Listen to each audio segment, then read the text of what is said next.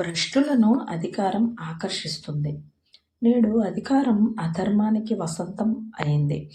మనిషిని అధికారం నైతికంగా దిగజారుస్తుందని లార్డ్ యాక్టన్ అభిప్రాయపడతారు. ఇది ఓ రకంగా చూస్తే నిజమే అనిపిస్తుంది. కానీ మరో కోణంలో అది పూర్తి అసత్యం. పైపైన చూస్తే అధికారం నిజంగానే దిగజారుస్తుంది అనిపిస్తుంది. ఎందుకంటే అధికారం చేజిక్కిన వారంతా అవినీతిపరులు అవుతున్నారు. అయితే అధికారం మనిషిని దిగజార్చదు. దిగజారిన వారే అధికారం వైపు ఆకర్షితులవుతారు. అధికారం లేకుండా మామూలు మనుషులుగా ఉన్నప్పుడు వారు చేయలేని వాటన్నిటినీ అధికారం వచ్చాక నెరవేర్చుకోవాలి అనుకుంటారు. అధికారం ఆవహించిన తర్వాత అప్పటి వరకు బిగపట్టుకొని ఉన్న వారి బుర్ర తన పంతాన్ని నెగ్గించుకోవడం ప్రారంభిస్తుంది.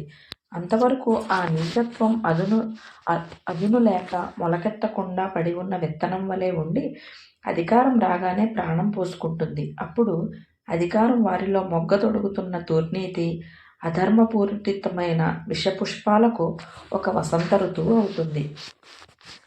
అధికారం ఆశీర్వాదం అవుతుంది. మీరు నీచుడైతే అవే నీచాలను నిరంతరం కొనసాగించాలి అనుకుంటారు. కానీ అధికారం శక్తి లేక ఆగిపోతారు. మీలో ఆ దుర్గుణాలే లేకపోతే మిమ్మల్ని ఏ అధికారం దిగజార్చదు. అది అసాధ్యం. అధికారం మీ చేతికి వస్తే అదొక కల్పతరువు అవుతుంది. కానీ కలకలాన్ని, వినాశనాన్ని సృష్టించదు. ప్రజలకు ఓ ఆశీర్వాదం అవుతుంది. అధికారాన్ని దుర్వినియోగం చేస్తారు. ప్రతి ఒక్కరికి ఎంతో కొంత అధికారం ఉంటుంది. అధికారం లేనివాడు ఒక్కడు కూడా కనిపించడు. దీన్ని మీరు ఎక్కడైనా గమనించవచ్చు. రైల్వే టికెట్ కౌంటర్ వద్ద ఒక గుమస్తాను చూడండి. ఏమంత పని లేనప్పటికీ అది ఓ రకంగా నిరూపించుకుంటాడు. అంతెందుకు, మిమ్మల్ని చూసుకోండి. మీ కొడుకు వచ్చి బయటికి వెళ్ళి ఆడుకుంటాను నాన్న అంటాడు. అప్పుడు వెంటనే మీరు వద్దు అంటారు. కానీ వాడు ఊరుకుంటాడా? వాడికి కూడా అధికారం ఉంటుంది కదా, చూపిస్తాడు. అరిచి గీపెట్టి నేను ఎలాగైనా వెళ్తాను అంటాడు. అధికారం ఉన్నప్పుడు ఖచ్చితంగా ప్రదర్శించాలి అనుకుంటారు. అందరూ రాజకీయాలు ఆడతారు. అందరికీ ఎక్కడో ఒక చోట అధికారం ఉంటుంది. కాబట్టి అందరూ రాజకీయాల్లో బ్రతుకుతుంటారు. మీరు ఏ రాజకీయ పార్టీ సభ్యులు కాకపోయినంత మాత్రాన రాజకీయ పరులు కాకపోరు.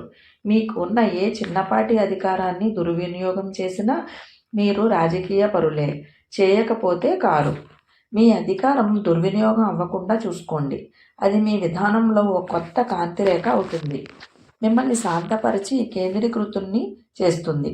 ప్రశాంతతను, నిర్మలత్వాన్ని చేకూరుస్తుంది.